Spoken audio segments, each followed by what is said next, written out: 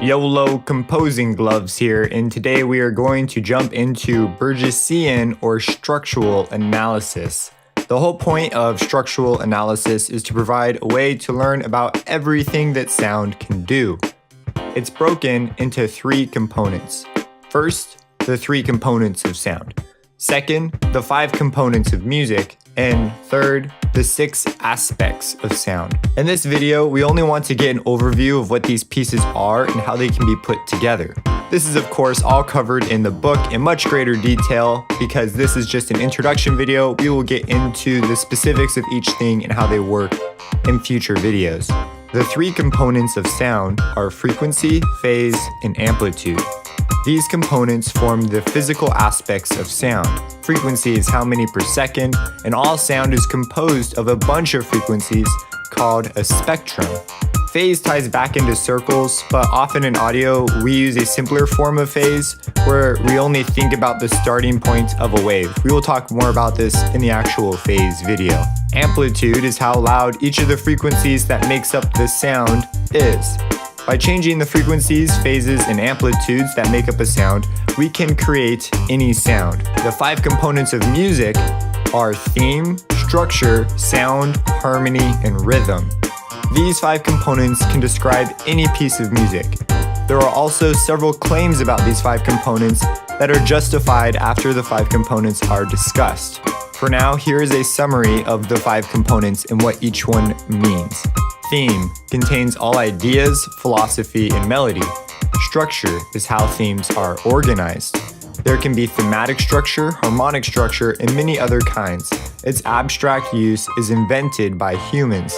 Sound, in this context, has more to do with the impression sound gives you rather than its physical makeup. Sound in the abstract sense is perceived and generates feelings and senses. This also deals with timbre and its perception. Harmony, which is the nature of the interaction of the human consciousness with frequency. This is deeper than your regular harmony book and is the true nature of where we started to discover harmony. Rhythm is the nature of events in time and how you perceive them. Finally, we have the 6 aspects of sound. These 6 aspects exist and are based on Plato's world of forms philosophy.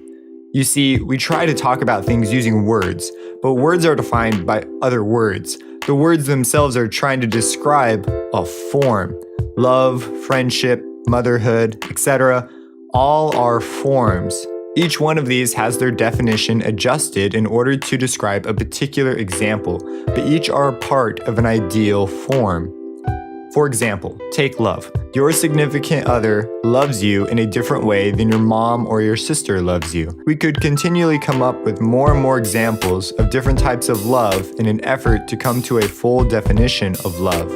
The 6 words I choose to use as starting points are the following: tonal, atonal, flux, no flux, long, and short. What you do is start with a specific musical example and then ask yourself how this particular musical example clarifies these words.